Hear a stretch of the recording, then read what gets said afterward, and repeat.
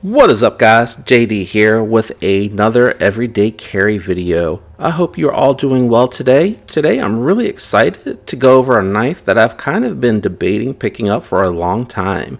And you're looking at the Civivi Imperium. So really quick, I'll go over the specs because you already saw the unboxing. This has a 3.47 inch Nitro-V steel coated. Really lovely steel, well done coating. Civivi really did a good job with this. This is definitely one of my favorite Civivi releases for 2021. The overall length is 7.83 ounces, and I'm going to hold off on going over the weight because I want to do something a little bit different in this video. So I'm going to go ahead and do my typical rundowns with some of the knives that you're more familiar with, even though, and I will right here leave a link to the review of my other Imperium that has the JG10 handles, and that guy will be coming out here in a little bit because I do want to talk about some of the differences between those two. First up, I'm going to show you guys the Spyderco Pm2. This has a 3.44 inch S45VN blade steel, 4.81 inch G10 handles for an overall length of 8.25 inches. So you can see pivot to pivot, it is bigger than the Imperium, both in height and in length. Next, I'm going to bring out my Yojimbo 2, which has a 3.125 inch 20 CV coated blade, 4.5 inch G10 handles, and a 7.5 inch overall length. So this is more closely suited to the length of the Imperium, but obviously has much more girth.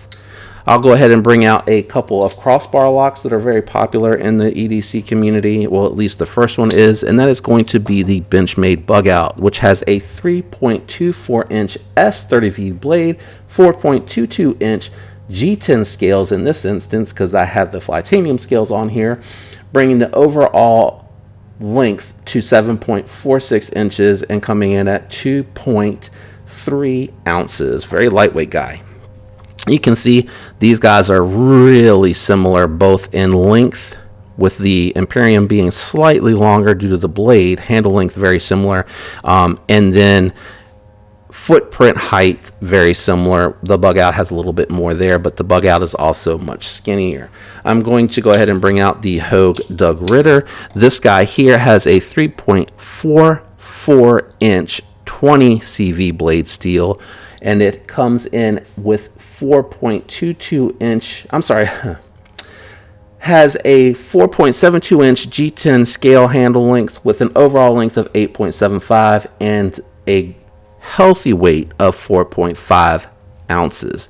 So you can see this was a much bigger knife than the Imperium overall.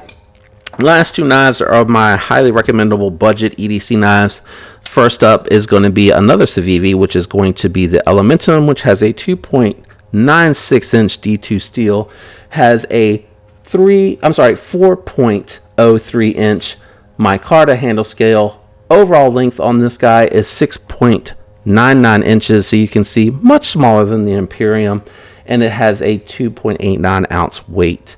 The other knife that I love to do for the budget realm that I highly recommend is going to be the CJRB Feldspar, whether you get the 3 inch or if you get the version that you see here before you, which is the 3.5 inch Stonewash D2 steel with a 4.6 inch micarta scale, overall length 8.1 inches, coming in at 3.67 ounces. So you can see the Imperium is almost as long, but it's actually slightly shorter than the Feldspar, but that really does feel real good in hand. So let's do a couple of profile comparisons to give you an idea of how this takes up the thickness. So you can see here against the Elementum that they are identical. No surprise there, being that's from the same manufacturer. And then against the Feldspar, at the Feldspar's thickest point, I have that way down there. You can see the Feldspar is actually identical, so that is very impressive. Let's see how it compares against the thin and slicey Bug Out. No surprise there, the Bug Out is much thinner and much slicier. Well, I don't know about slice here, but it's thinner at the handles. And then you can see here against the Doug Ritter, it's very close. So that should let you know that this knife here is actually going to have a much fuller in-hand experience than what it may look like because of its slender length design. Here it is against the Yojimbo 2, which is the same thickness as a Para 3 with the G10 scales, and the Yojimbo is slightly thinner. We'll go ahead and bring out the Paramilitary 2, but the Paramilitary 2 does have the contoured titanium scales, so it's going to appear much thicker.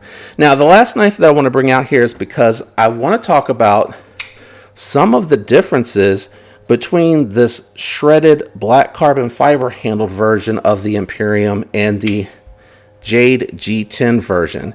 And there are some differences, so I want you to take that into consideration based on what it is that you're looking for if you're considering picking up an Imperium. So the first difference is going to be that pocket clip. It is not reversible. So you do have a reversible pocket clip on the Imperium if you get the G10 variant. So that's the first thing that you're going to notice that is different. The next thing that you're going to notice, and one of the things that I do like about this, the hardware really matches the finish. So the black hardware is well hidden and not taking away from that beautiful shredded carbon fiber, which, by the way, I did not realize until I got it in hand that those cross cuts could potentially have some of the gold flakiness coming through. Really, really nice. And then as far as from a finish, both came perfectly centered. I did upgrade or downgrade, depending on how you're looking at it, to the old Elementum style pocket clip, and you can kind of get a sense as to why I did that. You can really feel this. This has more presence in hand than the old style, so I probably am going to end up doing that with this particular knife. The other thing that I wanted to talk about that's very different is going to be the fact that the G10 actually lays flat in comparison to the carbon fiber version. And I am going to bring out, and I normally don't like to do this, but I am going to bring out the, oh my gosh, focus for me, there we go, the meter, so you can see here just how much thicker. 11.98 millimeters thick on the Jade G10, and I'm going to go right thick in the center. So do I have that on there? Yeah, 3.05 millimeters. So it is thicker if you go with the contoured scales on the carbon fiber version versus the Jade G10. So pocket clip, not reversible on the carbon fiber. Carbon fiber is thicker. Now, what I wondered is which one of these two is heavier, since this has the thicker scales. This also has a little bit of material drilled out for that reversible pocket clip. So let's find out together. Bring the scale out here, make sure that it's zeroed. We'll start with my older Imperium, which is going to be the G10 version, 3.2 ounces.